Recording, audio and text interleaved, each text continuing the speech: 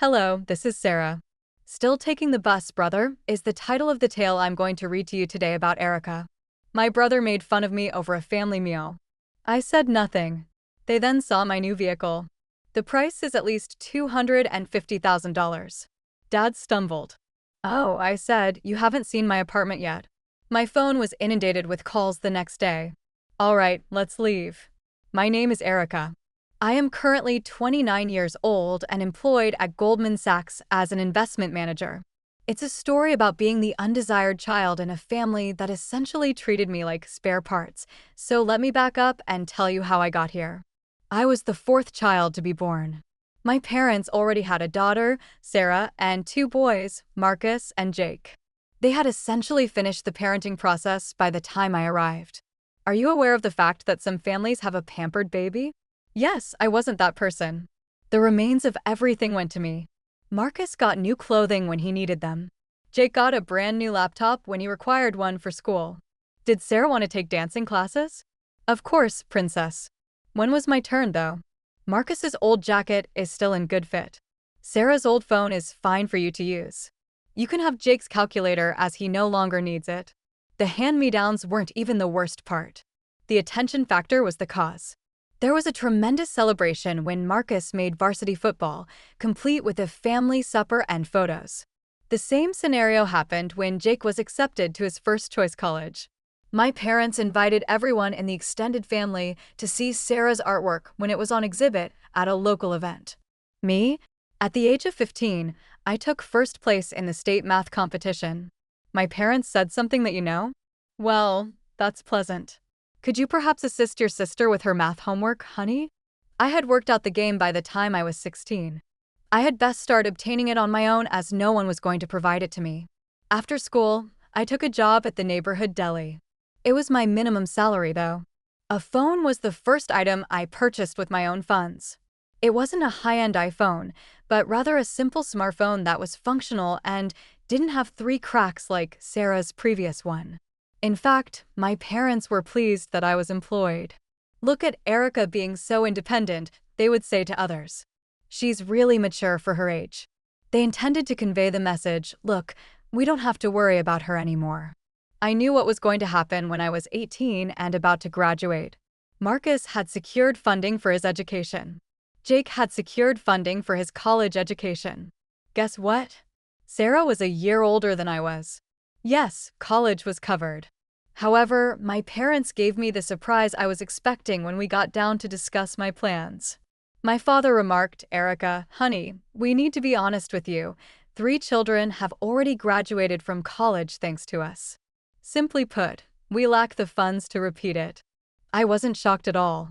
I had anticipated this and had been saving every cent from the deli job. However, it still hurt, particularly when they claimed that it was a natural calamity that had occurred to them rather than a decision they had made. Hello, this is Sarah. Still taking the bus, brother, is the title of the tale I'm going to read to you today about Erica. My brother made fun of me over a family meal. I said nothing. They then saw my new vehicle. The price is at least $250,000. Dad stumbled. Oh, I said, you haven't seen my apartment yet. My phone was inundated with calls the next day. All right, let's leave. My name is Erica. I am currently 29 years old and employed at Goldman Sachs as an investment manager. It's a story about being the undesired child in a family that essentially treated me like spare parts, so let me back up and tell you how I got here. I was the fourth child to be born. My parents already had a daughter, Sarah, and two boys, Marcus and Jake. They had essentially finished the parenting process by the time I arrived. Are you aware of the fact that some families have a pampered baby? Yes, I wasn't that person. The remains of everything went to me. Marcus got new clothing when he needed them. Jake got a brand new laptop when he required one for school. Did Sarah want to take dancing classes? Of course, princess. When was my turn, though? Marcus's old jacket is still in good fit. Sarah's old phone is fine for you to use. You can have Jake's calculator as he no longer needs it. The hand-me-downs weren't even the worst part. The attention factor was the cause. There was a tremendous celebration when Marcus made varsity football, complete with a family supper and photos. The same scenario happened when Jake was accepted to his first choice college. My parents invited everyone in the extended family to see Sarah's artwork when it was on exhibit at a local event. Me? At the age of 15, I took first place in the state math competition. My parents said something that you know? Well, that's pleasant. Could you perhaps assist your sister with her math homework, honey? I had worked out the game by the time I was 16. I had best start obtaining it on my own as no one was going to provide it to me. After school, I took a job at the neighborhood deli. It was my minimum salary, though. A phone was the first item I purchased with my own funds. It wasn't a high-end iPhone, but rather a simple smartphone that was functional and didn't have 3 cracks like Sarah's previous one. In fact, my parents were pleased that I was employed. Look at Erica being so independent, they would say to others. She's really mature for her age. They intended to convey the message, look, we don't have to worry about her anymore. I knew what was going to happen when I was 18 and about to graduate. Marcus had secured funding for his education. Jake had secured funding for his college education. Guess what? Sarah was a year older than I was. Yes, college was covered. However, my parents gave me the surprise I was expecting when we got down to discuss my plans. My father remarked, Erica, honey, we need to be honest with you. 3 children have already graduated from college thanks to us. Simply put, we lack the funds to repeat it. I wasn't shocked at all. I had anticipated this and had been saving every cent from the deli job. However, it still hurt, particularly when they claimed that it was a natural calamity that had occurred to them rather than a decision they had made. College was exactly what I expected, me grinding it out while everyone else got family support.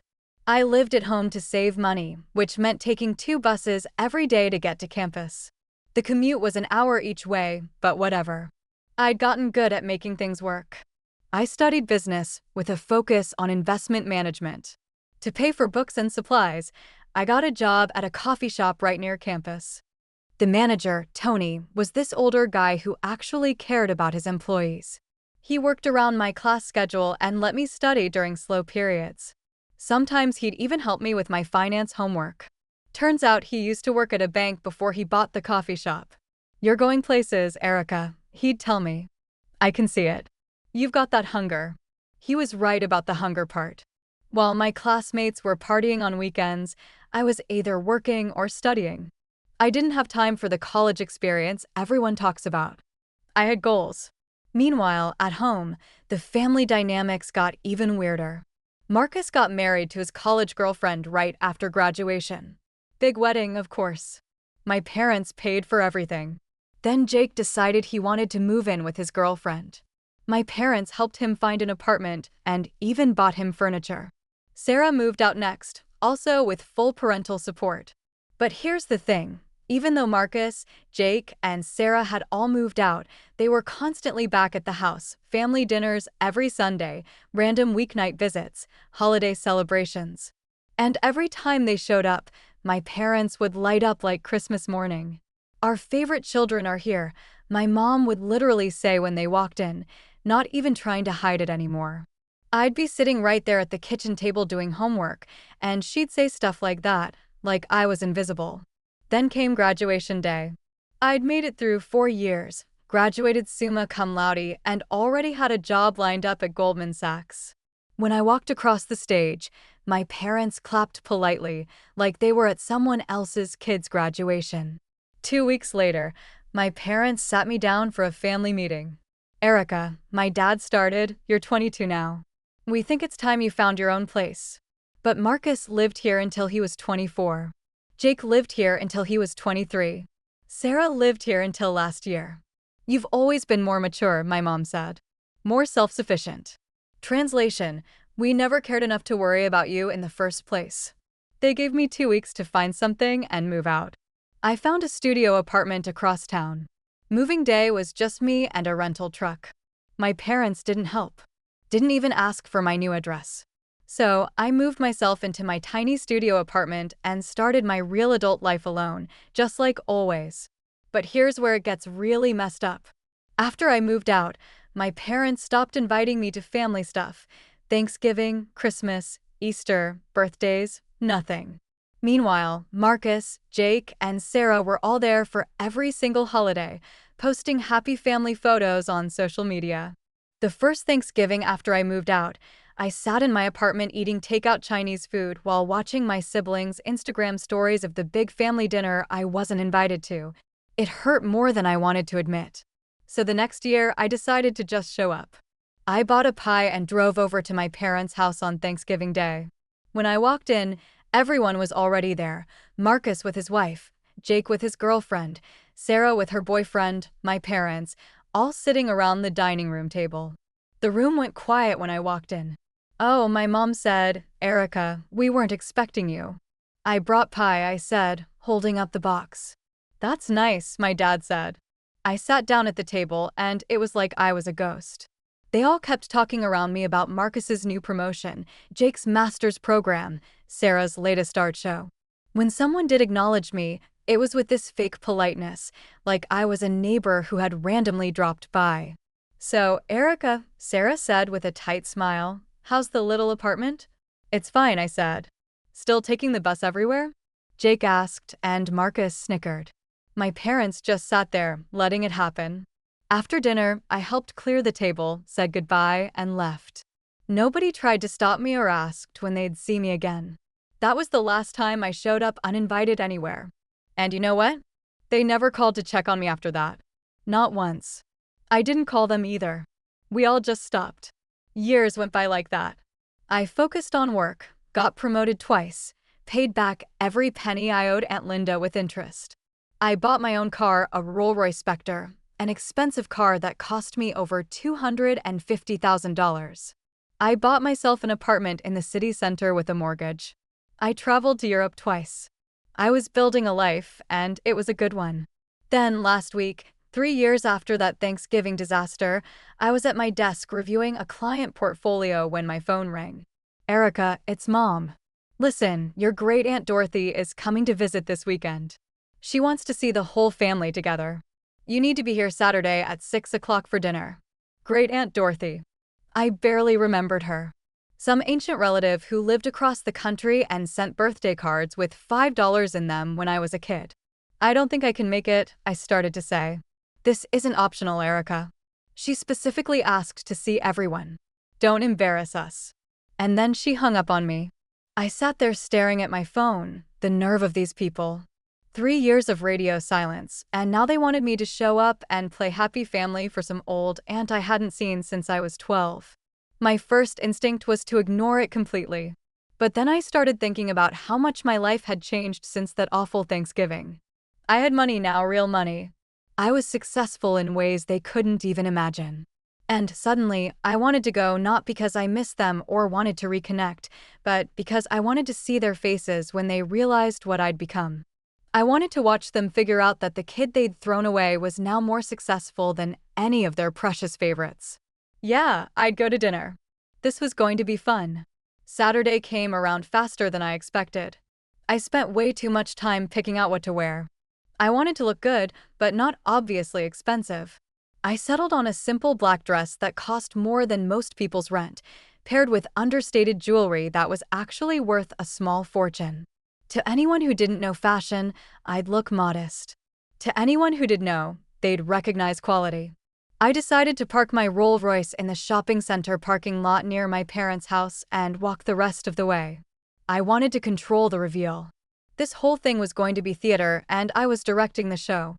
Walking up to my childhood home felt surreal.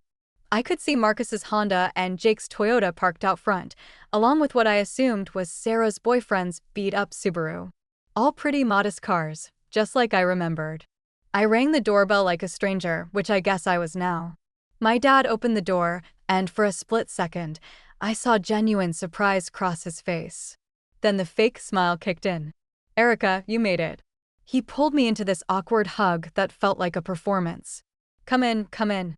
Everyone's so excited to see you." "Yeah, right?" The living room was packed. Great Aunt Dorothy was tiny and ancient, sitting in my dad's recliner like a queen holding court. She had to be pushing 90. Marcus was there with his wife, Emma, who I'd met maybe twice. Jake had brought his girlfriend, Melissa, and Sarah was with her boyfriend, Derek. Everyone, look who's here, my mom announced, like I was some surprise guest instead of their daughter who'd been specifically invited. Great Aunt Dorothy squinted at me through thick glasses. Is this little Erica? My goodness, you've grown up. We all moved to the dining room, and I found myself squeezed between Jake and Sarah at the far end of the table. Great Aunt Dorothy got the seat of honor next to my parents. Obviously. Dinner started, and immediately my parents launched into their usual bragging session about Marcus, Jake, and Sarah. Marcus had gotten some promotion at his accounting firm. Jake was finishing his master's degree in education. Sarah's art gallery had featured her work in some local show. We're so proud of all our children, my mom gushed to Great Aunt Dorothy. They've all done so well for themselves. Meanwhile, my siblings started their little game of taking shots at me, but doing it with smiles so Great Aunt Dorothy wouldn't catch on. Erica, I love your dress, Sarah said sweetly. It's so simple, very minimalist. I guess that's the trend now, right? Less is more. She was trying to call my outfit cheap, but the joke was on her. This simple dress cost more than her monthly rent. Thank you, I said, just smiling. Then Jake jumped in. Hey, Erica, I noticed you walked here tonight. Are you still taking the bus everywhere? I remember when you asked Marcus for his old car that one time. He chuckled like it was the funniest memory ever. Marcus joined in the laughter. Oh yeah, and Mom and Dad said you could just take the bus like other college students. Build character, right? They all thought this was hilarious. Even my parents were smiling at the memory of denying me basic transportation while buying Marcus a brand new car. I just kept smiling and eating my meatloaf. Inside, I was laughing at how pathetic they all were, still stuck in the same house, the same jobs, the same small-minded thinking, making fun of me for things that happened 7 years ago. Great Aunt Dorothy had been quiet through most of dinner, just listening and watching. Finally, she turned to me. Erica, dear, I notice everyone's been talking about your siblings, but no one's mentioned what you're up to. What do you do for work? The table got quiet. I could feel everyone's eyes on me. I work for an investment company, I said simply. Goldman Sachs. The silence that followed was beautiful. I watched my dad's face as he processed what I had just said. My mom's fork actually stopped halfway to her mouth. Marcus, Jake, and Sarah all looked confused, like they weren't sure if they should still be making fun of me. Goldman Sachs, Great Aunt Dorothy repeated, clearly impressed. Well, my dear, that's quite an accomplishment. You must be doing very well for yourself. I do all right, I said modestly. The rest of dinner was awkward as hell. My siblings didn't know how to continue their little game of mocking me, and my parents kept shooting each other looks. Great Aunt Dorothy kept asking me questions about my work, and I could tell she was genuinely interested. She was sharp for her age. After dinner, I helped clear the table, just like old times, but the dynamic had shifted. Nobody was treating me like the family screw-up anymore. They were all watching me, trying to figure out what had changed. Well, Great Aunt Dorothy, I said, checking my watch, this has been lovely, but I should probably head home. I have an early morning tomorrow. Of course, dear, she said. It was wonderful seeing you again. You must come visit me sometime. My parents immediately jumped up. We'll walk you out, my mom said brightly. Get some fresh air. Of course they would. They wanted to keep up the happy family act until the very end. So the whole crew followed me outside, my parents, Marcus and Emma, Jake and Melissa, Sarah and Derek. They were all chatting and laughing, probably expecting to watch me walk down the street to the bus stop. Instead, I walked straight to my Rolls Royce. The silence that fell over the group was absolutely perfect. I unlocked the car with my key fob, and the subtle beep seemed to echo in the quiet neighborhood. I got in, started the engine, and pulled up to where they were all standing on the lawn. I rolled down the window. My dad was just standing there with his mouth open. Finally, he managed to stammer, That car costs at least $250,000. My mom actually gasped. Sarah's face had gone completely white. Marcus and Jake were staring at the car with this mix of shock and envy that was absolutely delicious. I smiled at all of them. Oh, this old thing? It's nothing compared to my apartment in the city center. The looks on their faces when they realized I owned both a $250,000 car and my own apartment were priceless. They all just stood there, pale and speechless. I rolled up the window and drove away, watching them in my rearview mirror. They were still standing there like statues, staring after me. Best Saturday night I'd had in years. Sunday morning, I woke up feeling amazing. I made myself a nice breakfast, put on my running gear, and headed to Central Park for my usual weekend run. The weather was perfect, and I was still riding high from the night before. About halfway through my run, my phone started buzzing like crazy. First my mom, then my dad, then Marcus, then Jake, then Sarah. Call after call after call. I ignored every single one and kept running. After my run, I treated myself to brunch at this cute little cafe near the park. That's when I finally looked at my phone. 23 missed calls and about 15 text messages, all from my family. The messages were hilarious. Suddenly, everyone was super polite and interested in reconnecting. Mom, Erica, honey, we should get together soon and catch up properly. I'd love to see your apartment. Sarah, hey, sis, I've been thinking we should hang our BF out more. Maybe go shopping sometime. I'd love to see your place. Marcus, hey Erica, it was great seeing you last night. We should have lunch soon and talk about your work. Very impressive. Jake, Erica, man, I had no idea you were doing so well. We should definitely stay in touch. Coffee sometime? Even Dad texted, Erica, your mother and I are very proud of you. We should have dinner again soon, just family. I didn't respond to any of them. Instead, I ordered another coffee and enjoyed watching people walk by. For the first time in my adult life, I felt completely free from my family's baggage. 2 weeks went by. The calls and texts kept coming, getting more desperate each time. My mom started leaving voicemails about how much they missed me and how they'd always known I was special. Marcus started talking about family investments and asking for financial advice. Sarah suggested we take a sister's trip somewhere expensive. I deleted everything without responding. Then, one evening as I was leaving work, I noticed 2 people I knew standing in the parking garage next to my car. My folks. Erica, my mother said upon seeing me. We've been waiting for you. I let out a sigh. All right. Across the street is a coffee shop. There, we can have a conversation. Silently, we made our way to the little cafe. I placed my customary latte order. Their coffee was simple. I waited for them to speak as we were seated at a table in the corner. My mother said, Erica, we want you to know how proud we are of you. You were always so self-reliant and determined. We were confident you would succeed. I nearly burst out laughing. My mother went on to say, we made some mistakes when you were younger. We want to put things right even though we now recognize that. We desire for you to rejoin the family. I waited for their true purpose while I sat there. The problem is, my mother said, they want a lavish wedding, and Marcus is preparing to pop the question to Emma. Additionally, Sarah and Derek have been dating for 3 years, so it's likely that they will soon become engaged. It was there. Weddings are expensive, my father was saying. And we figured you would be able to assist since you're doing so well financially. As a means of re-establishing contact with the family, you know. Help out how? Even though I knew precisely where this was headed, I still asked.